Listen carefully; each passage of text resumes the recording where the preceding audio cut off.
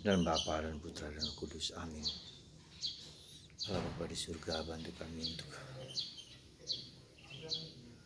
selalu belajar lebih rendah hati dalam hidup ini. Tidak mengagungkan diri, menyombongkan diri, aku arogan, tapi lebih rendah hati, lebih suka melihat, melakukan hal-hal yang sederhana, karena kami tidak berharga di mata-Mu ya Tuhan. Terpujilah nama-Mu kini dan sepanjang segala masa. Amin. Para saudaraku terkasih dalam Kristus, sekali lagi bukanlah yang gampang untuk belajar rendah hati, karena memang kerendahan hati adalah ibu dari semua keutamaan dan menjadi syarat utama di mana Tuhan suka dengan orang yang rendah hati. Dengan kerendahan hati kita merasa dan tahu bahwa kita adalah tidak ada apa-apanya. Kita pagi berkembang, sore bisa layu. Kita hari ini bisa bergembira, bersuka cita, besok bisa sudah berbeda lagi. Bahkan mungkin sudah berada di kematian. Kita tidak pernah tahu, dan kita tidak pernah menjadi diri kita menjadi sumber segala sesuatu. Saudara, hari ini Yesus memberikan perumpamaan tentang dua orang, yang satu orang Farisi, ya, orang yang punya posisi, orang yang berharga di mata manusia karena posisinya sebagai seorang pemuka agama. Tetapi yang satu lagi adalah seorang pemungut cukai, orang berdosa, orang yang rapuh. Sebetulnya di hadapan Tuhan, Tuhan tidak pernah melihat posisi kita, siapa kita, apa kita. Tapi kita sendiri dan masyarakat yang seringkali menganggap ketika orang pemimpin agama itu tahu segala-galanya, hebat, perkasa, dan menganggap diri kita dengan apa yang kita miliki, dengan apa yang kita dapatkan, dengan apa yang ada dalam diri kita, jabatan-jabatan, seolah-olah menambah harkat dan martabat kita.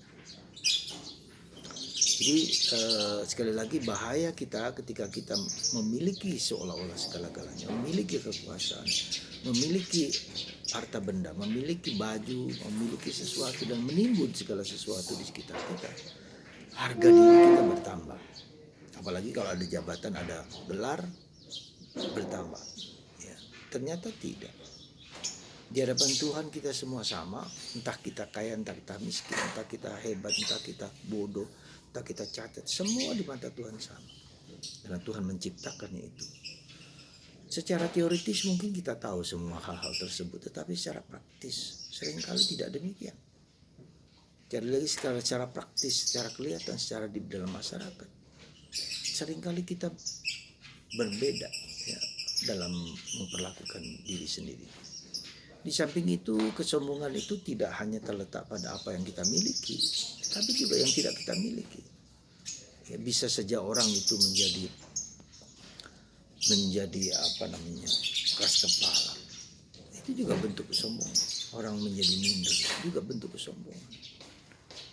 Kesombongan itu bentuknya ada berbagai macam hal. Yang satu bersifat meninggi-tinggikan, yang satu bersifat merendahkan. Jadi minder itu adalah kesombongan yang terbalik.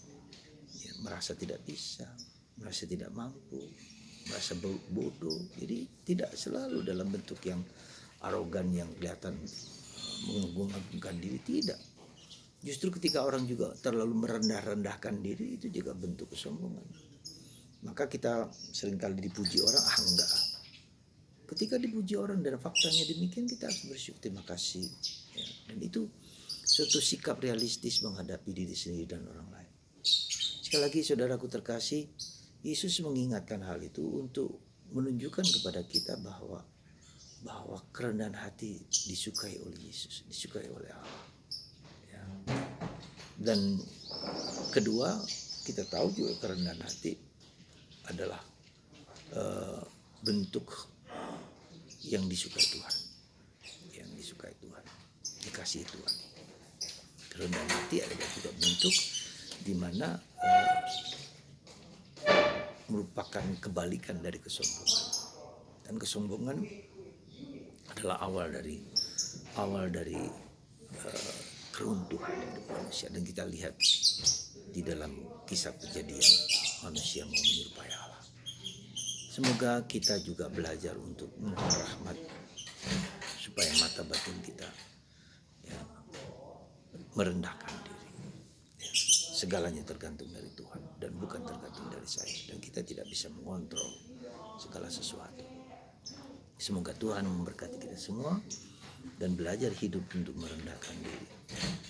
Dan ketika kita dihina, diejek, dipuji, kita juga bersikap realistis. Tuhan memberkati Anda semua untuk diingatkan untuk tidak bersombong-sombong ria dalam hidup kita. Bapa, Putra, dan Roh Kudus. Amin.